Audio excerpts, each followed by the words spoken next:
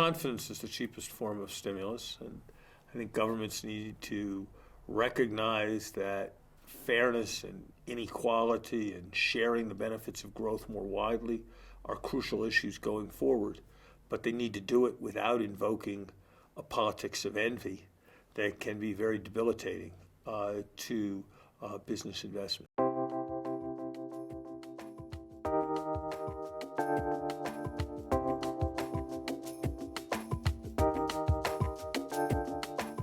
I think growth probably is going to be slower, probably aggregate GDP over the next 50 years than it has been over the last 50 years. We've already seen some trend towards decline, and if I had to guess, that trend will persist. But that's a reason why we've got to do all we can. If we're not going to have as much quantitative improvement in the labor force, we're going to need qualitative improvement. And that goes back to issues of education. That goes back to issues of the transition from school to work. We're going to need a much greater effort at innovation. Science has had more promise today than ever before, and the fraction of our resources being devoted to science has gone down in the United States, and that's not how it should be. There's plenty of work in our society that needs to be done. Think about healthcare, think about education, think about taking care of the aged. But whether we've got the social institutions that will permit that work to get done, I think that's going to be a very large question.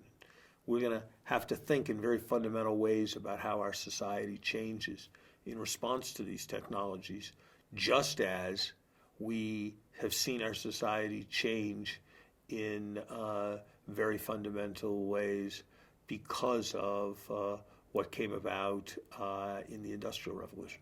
We're going to need more to protect people from change. It's going to be rarer and rarer for people to spend their whole lives at a single employer. Employers are going to be less and less the source of social insurance for people, and that's going to need a larger public role.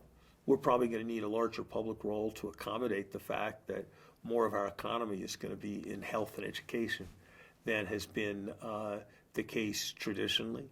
I suspect in a world of rising inequality, there's going to be a need for more progressive taxation as well.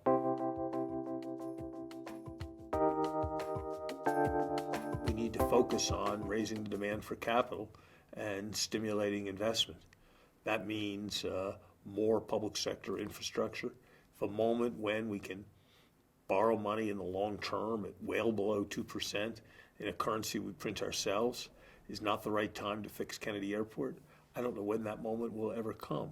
But this is not only a public sector investment issue.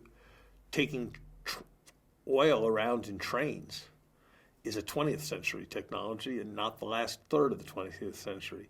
We need a far greater pipeline infrastructure than we have now.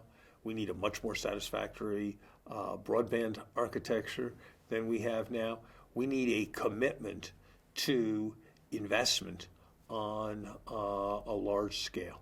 It is absolutely essential to protect the environment, but that is no reason why basic permitting decisions should take years and years to make.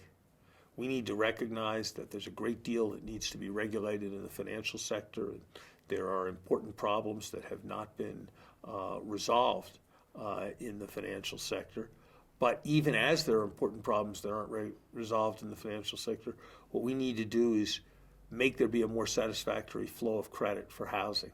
Make there be a more satisfactory flow of credit to small and medium-sized businesses. That's a particularly important issue in Europe. So it's the promotion of both public and private investment for growth that I believe is crucial if we're going to push the economy forward.